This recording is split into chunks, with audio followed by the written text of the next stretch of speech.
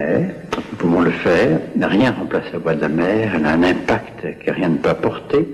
Et même si la mer a été rejetante, même si la mer est difficile, nous avons écumé ce qui est mauvais, si je puis dire, pour trouver ce feeling de fond, cette sorte de liaison amoureuse entre la mer et son fœtus, ce côté maternel, si je puis dire, qui existe en toute femme. Et il est bien évident que si nous avions la chance d'avoir une mère idéale, ça nous arrangerait bien, mais quelle est-elle? C'est difficile de déterminer. Si nous n'avons pas la mère, et de toute façon après la mère, nous passons à des musiques. Et toutes les musiques n'ont pas la même valeur, ni le même impact non plus. C'est toujours Mozart qui nous donne le plus de résultats, quelles que soient les musiques que nous essayons. Pourquoi? Mozart, pourquoi?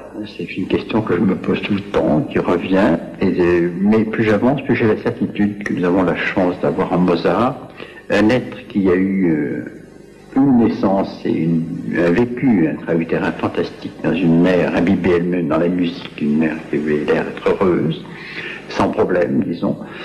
Et sa naissance ensuite a été impliquée dans un milieu musical et son système nerveux, pour nous, a eu la chance d'être codé dès le départ et dans un bain musical rythmique.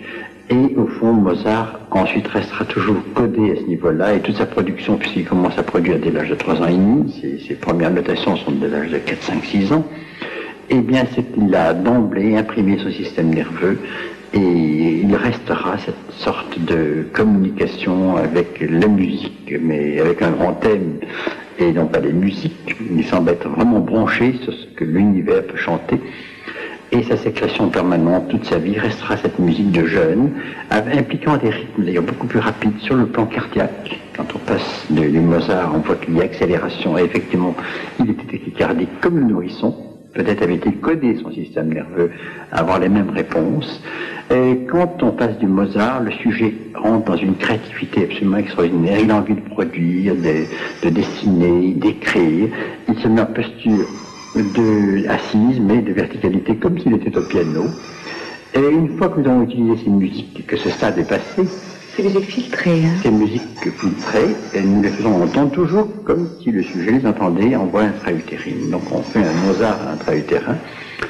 Et puis, à la sortie, puisqu'un jour la naissance, ça se fait, et quand nous voyons par les dessins, par la clinique, par tout ce qui se passe, on pense que le moment est opportun d'accoucher. Toujours est-il qu'à ce moment-là, nous faisons une forme d'accouchement sonique, c'est-à-dire qu'on décide peu à peu de passer de l'audition intra-utérine à l'audition qui se trouve aérienne. Et des changements dits d'impédance, c'est-à-dire de résistivité de l'air, il y a quelque chose qui joue, et c'est là le jeu de l'oreille moyenne qui commence à se faire. Et nous utilisons aussi ou la voix de la mer, si nous estimons que la voix de la mer est bonne, et sans quoi nous passons sur de la musique toujours Mozart. Et une fois que Mozart est intégré, nous allons dans une autre après qui s'appelle pour nous le pré-langage, en commençant par des chants.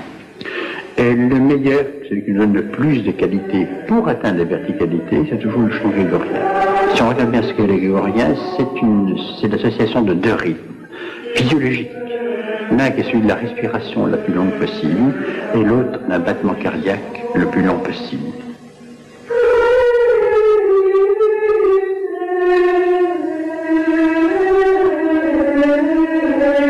Et le plaisir que nous ayons, c'est d'être des éléments de communication, ce qui est le même mot. Et cette communion, ça fait d'avoir avec la mère, une sorte de jeu sonique avec elle, et d'un langage qui n'est fait que pour elle. Papa, pipi, popo avait leur sémantique colossale, n'est fait que pour elle.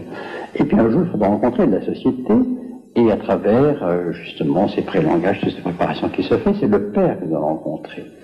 Et là, malheureusement, je crois que l'éducation qui nous apprend tout, l'université de A à Z, à n'importe quel niveau de A à Z, n'est jamais à être père ni mère, elle nous montre ce que l'enfant désire que le père soit. Le père est le logos, en réalité, il est le langage, en réalité, il est la loi. Il est, ça ne veut pas dire gronder, ça veut dire expliciter ce que sont les hommes. Et le père est le premier pédagogue, il est celui qui doit tout apporter. Le père est vu par l'enfant comme l'image solaire, c'est la joie de vivre, c'est la dynamique de la vie qu'a donnée la mère donnant une vie statique qui maintient et qui est là, et si le père ne vient pas avec l'éclatement et le rayonnement qu'il peut avoir, l'enfant se croira pris dans les raies de la mer et va en vouloir presque à la mer de ne pas pouvoir prendre son envol.